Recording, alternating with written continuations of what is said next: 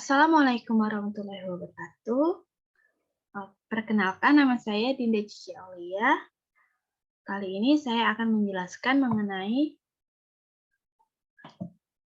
model regresi data panel. Nah,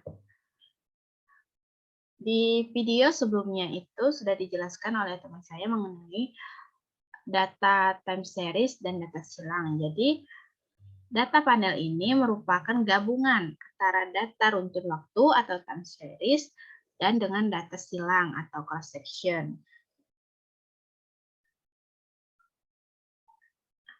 Kemudian, apa sih kelebihan data panel daripada jenis-jenis analisis data yang lainnya? Jadi, data panel itu pertama memiliki tingkat heterogenitas yang lebih tinggi. Hal ini karena data tersebut melibatkan beberapa individu dalam beberapa waktu. Kemudian, kelebihan yang kedua adalah data panel mampu memberikan data yang lebih informatif, lebih bervariasi, serta memiliki tingkat kolineritas yang rendah. Hal ini karena menggabungkan data time series dan data cross section. Kemudian kelebihan yang ketiga adalah data panel cocok untuk studi perubahan dinamis karena data panel pada dasarnya adalah data cross section yang diulang-ulang atau series. Kemudian kelebihan selanjutnya adalah data panel mampu mendeteksi dan mengukur pengaruh yang tidak dapat diobservasi dengan data time series murni atau data cross section murni. Kemudian kelebihan yang selanjutnya adalah data panel mampu mempelajari model perilaku yang lebih kompleks. Misalnya, fenomena perubahan teknologi lebih baik diobservasi dengan data panel daripada dengan cross section atau sekedar time series saja. Kemudian selanjutnya, jenis analisis data panel. Jenis analisis data panel ini ada dua. Yang pertama ada data panel seimbang atau balance panel. Data panel seimbang ini dapat digunakan jika setiap unit cross section-nya memiliki jumlah observasi time series yang sama. Misalnya, setiap objek memiliki seri 10 tahun. Kemudian, jenis analisis yang kedua adalah data panel tidak seimbang. Data panel tidak seimbang ini bisa digunakan jika setiap unit cross section-nya tidak memiliki jumlah observasi time series yang sama. Kemudian, cara analisis data panel. Nah, cara menganalisis model regresi untuk data panel tergantung pada asumsi yang dibuat terhadap intercept, koefisien, slope, dan juga errornya. Nah, di sini saya ada contoh kasusnya. Contoh kasusnya, seorang manajer pemasaran menganalisis pengaruh biaya iklan X1 dan promosi penjualan X2 terhadap penjualan Y. Data dikumpulkan dari 3 perusahaan, yaitu JRM, BTL, dan SKN, dengan pengamatan masing-masing 10 tahun, dari tahun 2001 sampai dengan 2010. Berdasarkan data tersebut, lakukanlah analisis regresi data panel. Nah, ini karena memiliki jumlah series yang sama, maka digunakan analisis data panel yang seimbang. Nah, di sini ada beberapa cara analisis regresi data panelnya. Yang pertama itu diasumsikan intercept dan koefisien slope sepanjang waktu. Dan asumsi yang kedua, slope konstan tetapi intercept bervariasi untuk setiap individu. Asumsi yang ketiga, slope konstan tetapi intercept bervariasi untuk setiap waktu. Asumsi yang keempat, slope konstan tetapi intercept bervariasi untuk setiap individu dan waktu. Dan asumsi yang kelima adalah semua koefisien, baik intercept maupun koefisien slope, bervariasi untuk setiap individu dan waktu. Nah, untuk lebih jelasnya akan saya jelaskan melalui aplikasi SPSS.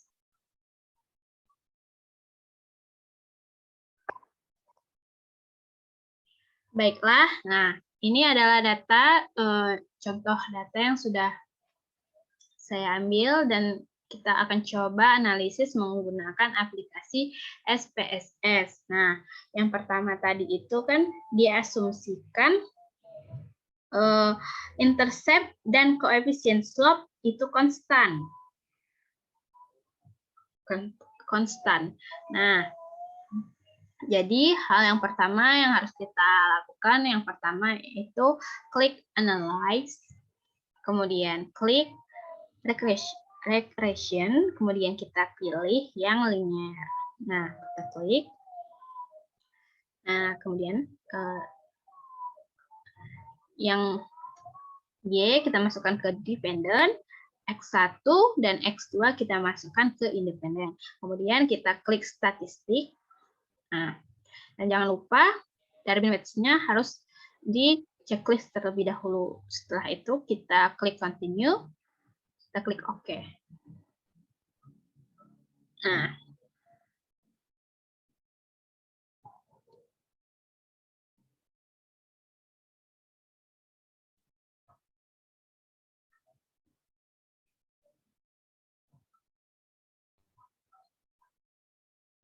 Nah, bisa kita lihat yang harus kita perhatikan yaitu R-square-nya. Nah, R-square-nya itu di sini 0,776. Nah, kemudian kita juga harus perhatikan F-hitungnya. F-hitungnya di sini yaitu 46,775. Kemudian signifikan 0,00. Kemudian yang kita perhatikan selanjutnya adalah Darwin Weights-nya. Nah, di sini Darwin Weights-nya 0,919.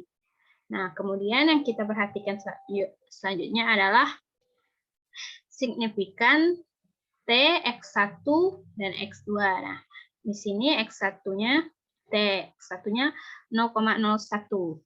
Nah, ini signifikan karena nilai signifikannya itu lebih kecil dari 0,05, 0,01 ya. Nah, inilah yang kita lihat. Kemudian kita catat.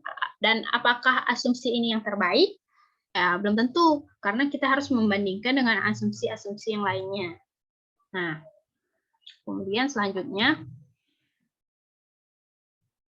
kita analyze dengan asumsi yang kedua.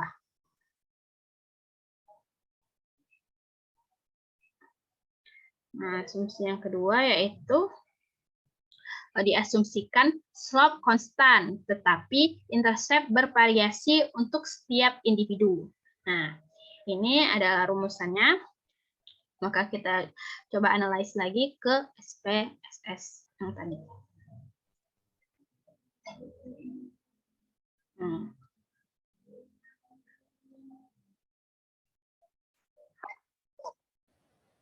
Intercept bervariasi untuk setiap individu. Nah, berarti individunya kita damikan terlebih dahulu. Nah, bagaimana cara damikannya itu? Kita klik ke sini. Nah, kita ketik dummy, dam BTL, kemudian enter. Kita ketik juga dam SKN. Nah, jadi untuk mendamikannya ini kita lihat karena ini dummy BTL berarti nilai untuk dummy di perusahaan BTL ini nilainya 1.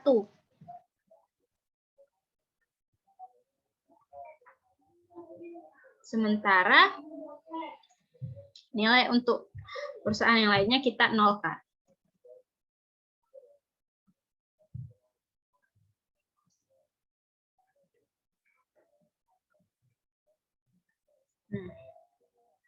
Ini juga. Kita nolkan. Nah, begitupun juga dummy SKN. Yang lain 0. SKN-nya 1. 0, 0, 0, 1.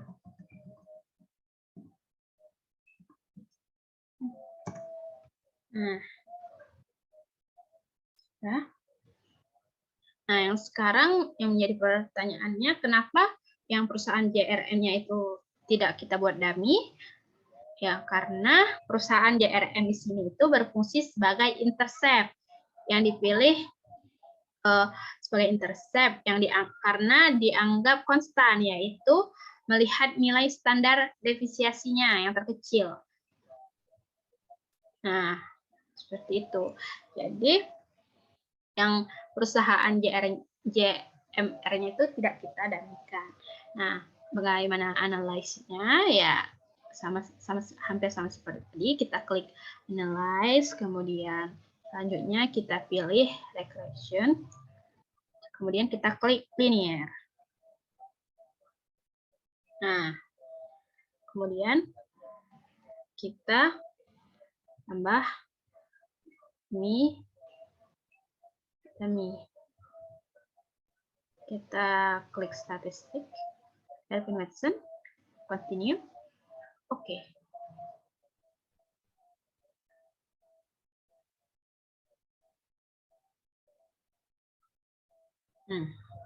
Kita lihat apa yang kita lihat, R-square-nya. Terlebih dahulu kita lihat R-square-nya. Nah,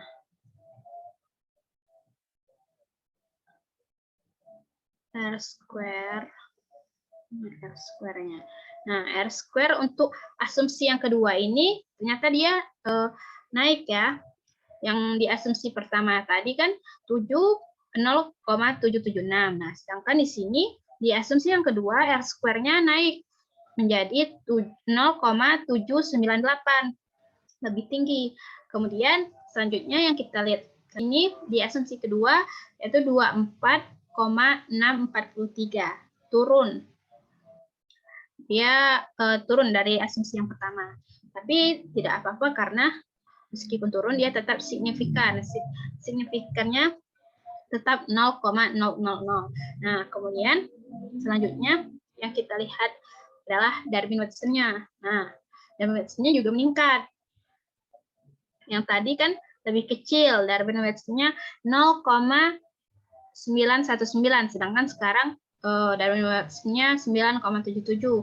Nah, yang perlu kita ingat ini, Darwin-Watson itu lebih bagus, itu lebih baiknya di mana angkanya itu mendekati angka 1. Jadi Darwin-Watson untuk asumsi kedua ini lebih baik dari asumsi yang pertama. Kemudian yang kita lihat selanjutnya adalah signifikan T, X1 dan X2-nya. Nah, signifikan karena masih kecil dari 0,05. Dan apakah asumsi kedua ini yang lebih baik dari asumsi yang lain? Belum tentu ya, karena asumsi yang kedua ini ya emang lebih baik dari asumsi yang pertama. Namun kita harus mencoba dan menghitung dan menganalisis dari asumsi-asumsi yang lainnya. Nah, selanjutnya kita lanjutkan ke asumsi yang ketiga. Nah, asumsi yang ketiga diasumsikan bervariasi untuk setiap waktu.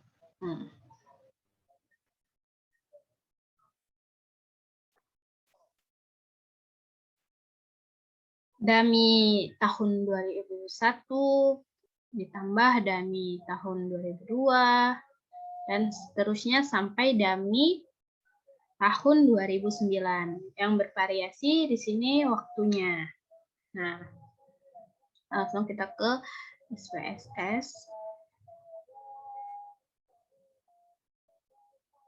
Nah, sama seperti tadi, kita buat dulu dummy-nya.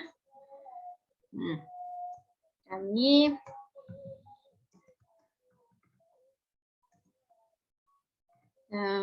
tahun 2001, dummy 2002, dummy 03, dummy 04, terusnya ya, sampai dummy dummy tahun 2009.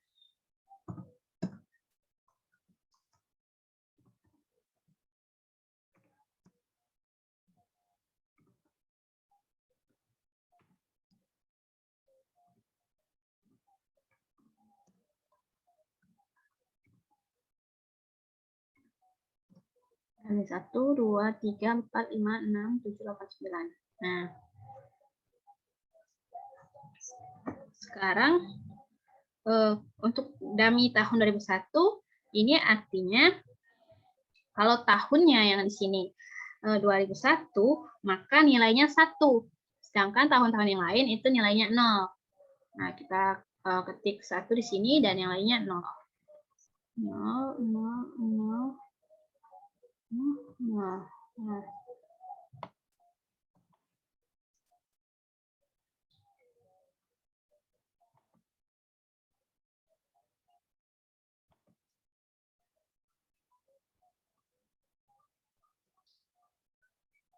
Nah, begitupun dummy tahun 2002. Yang lainnya 1, sedangkan jika dia tahun 2002, maka dia bernilai 1. 0, 0, 0, 0, 0.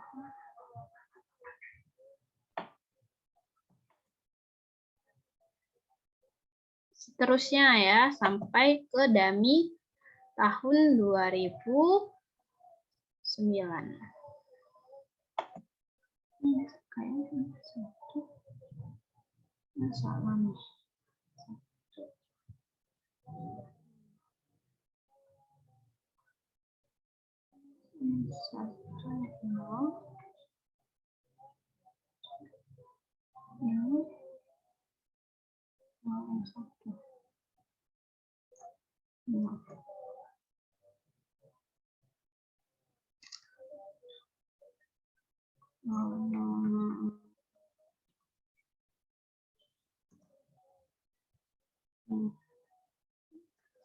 Seterusnya sampai ke dummy 9.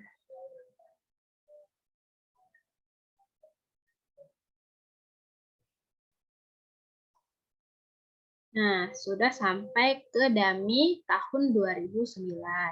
Nah, yang untuk 2010-nya tidak kita buatkan dummy-nya ya. Nah, langsung saja kita ke analisnya. Kita sama prosesnya sama seperti yang asumsi sebelumnya.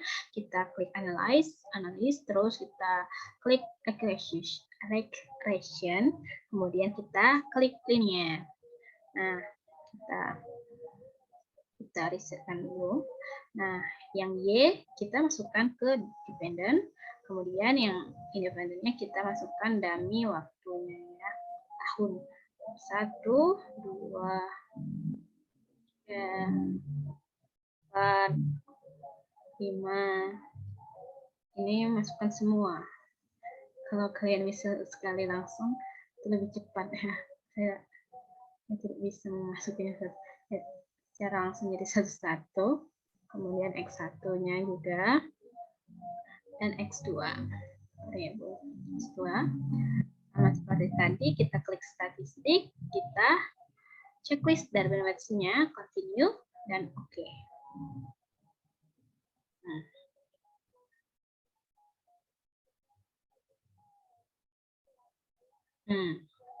Apa yang kita lihat sama seperti yang diasumsi sebelumnya. Yang pertama yang kita lihat adalah R-square-nya. Nah, R-square untuk asumsi yang ketiga itu bertambah, naik menjadi 0,811.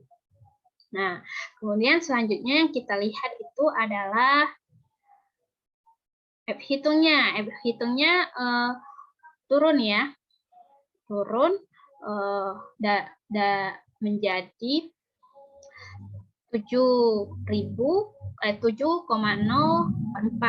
Meskipun turun, dia masih signifikan 0,00. Nah, kemudian apalagi yang kita lihat? Darwin-Watsonnya. Tentu saja Darwin-Watsonnya. Dan Darwin-Watsonnya juga naik menjadi 0,988. Kemudian kita lihat signifikan T hitungnya X1, X2. Nah, sini ya. Untuk di sini meskipun tingkat signifikan untuk T1 signifikan 0,02, tapi yang untuk X2-nya ini udah melebihi dari 0,05 ya. Jadi yang hanya signifikan itu hanya signifikan T1-nya saja. Nah, meskipun begitu, tetap yang hal yang perlu kita perhatikan itu adalah R-square dan Darwin-Watsonnya. R-square dan Darwin-Watson. Nah, R-square dan Darwin-Watson untuk asumsi ketiganya ini lebih baik daripada asumsi-asumsi di asumsi pertama dan asumsi kedua. Jadi untuk sementara untuk ketiga asumsi ini tetap yang lebih terbaiknya itu sekarang adalah asumsi ketiga. Namun apakah asumsi ketiga ini lebih baik dari yang terbaik dari asumsi lainnya? Belum tentu ya, karena kita harus menganalisis dan menghitung lagi asumsi-asumsi yang berikutnya. Nah, selanjutnya ini untuk asumsi yang keempat, yaitu diasumsikan slope konstan, tetapi intercept bervariasi untuk setiap individu. Ini rumusannya.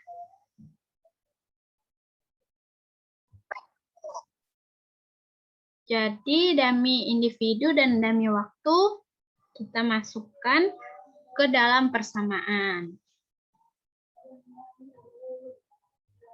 Masukkan ya. Kita masukkan langsung. Caranya sama seperti asumsi-asumsi sebelumnya. Kita klik analyze, kemudian kita klik lagi regression, kemudian kita pilih linear.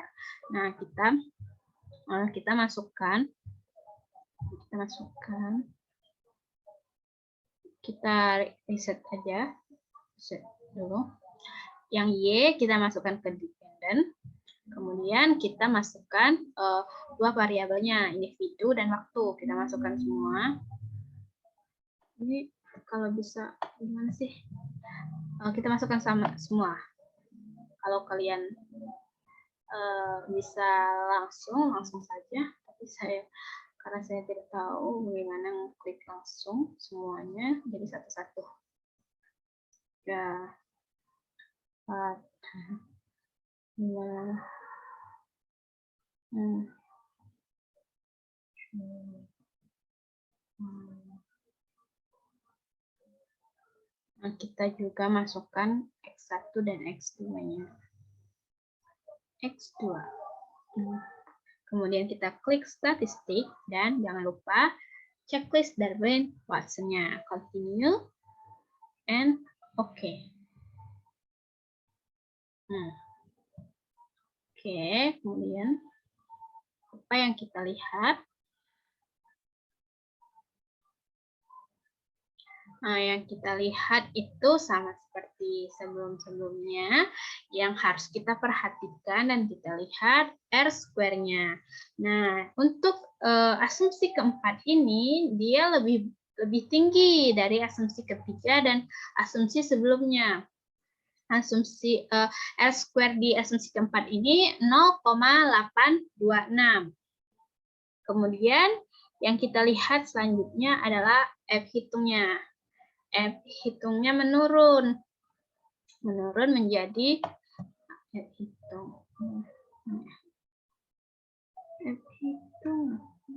F turunnya menjadi 5,852. Meskipun semakin turun, tetapi tetap signifikan, masih 0,00. Nah, kemudian yang kita lihat selanjutnya adalah Darwin Watson-nya. Darwin Watson-nya lebih tinggi lagi daripada asumsi yang ketiga. Nah, yang asumsi keempat ini dia sampai 0,997.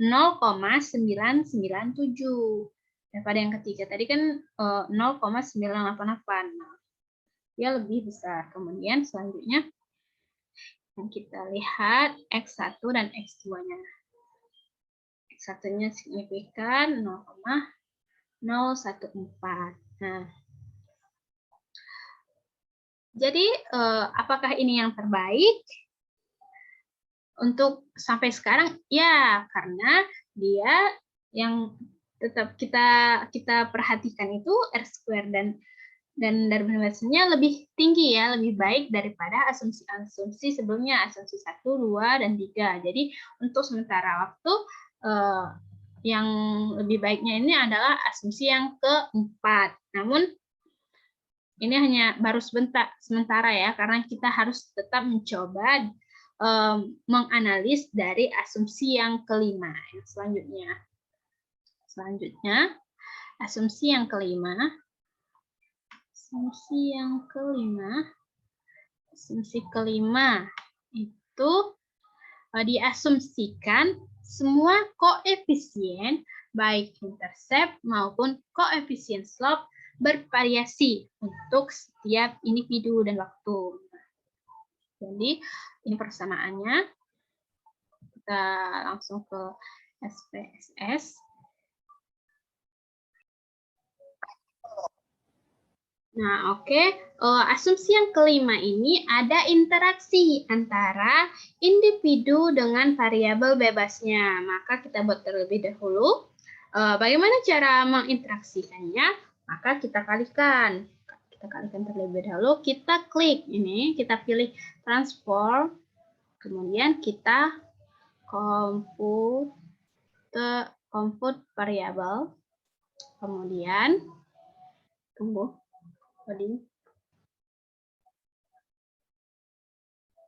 Nah, kita namakan dulu. Namanya itu dummy BTL X1. Nah, kemudian di sini kita masukkan, kemudian kita X1 masukkan, kita oke.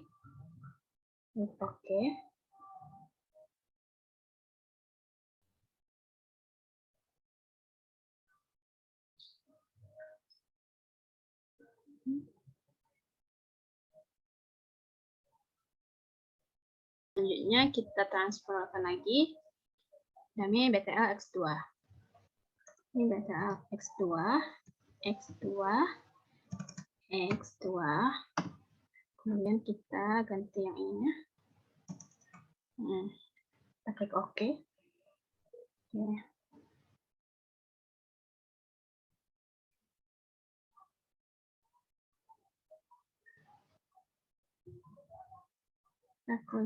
Oke. Nah, sudah muncul ya, sudah langsung otomatis nilainya.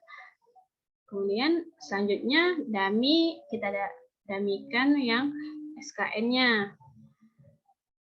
Nah, SKN-nya juga sama seperti tadi. Kita klik transfer compute variable. Ini kita ganti namanya jadi ini SKN X1.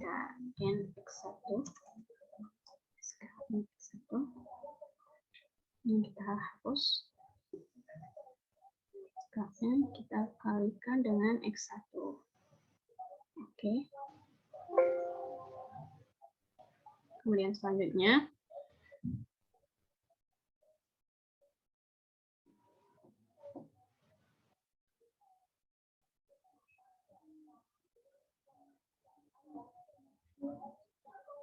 Ini. Kemudian selanjutnya dami SKN X2.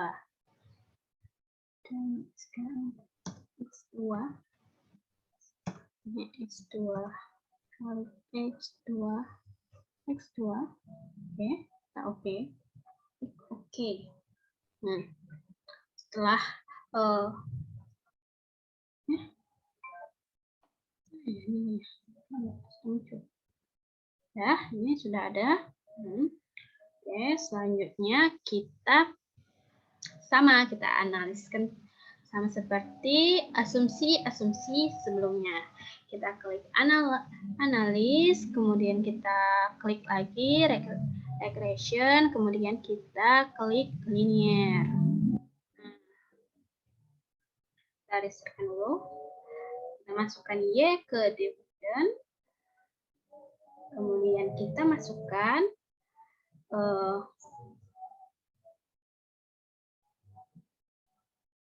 dami PTL, kemudian kita masukkan juga dami SKN, kita masukkan X1, X2, dan juga dami yang telah kita interaksikan X1, dami PTL X2, SKN X1, juga SKN X2. Sama, kita klik, ini sudah ya. Kita klik statistik, kemudian kita checklist Darwin-Watson-nya, continue, oke. Nah, kita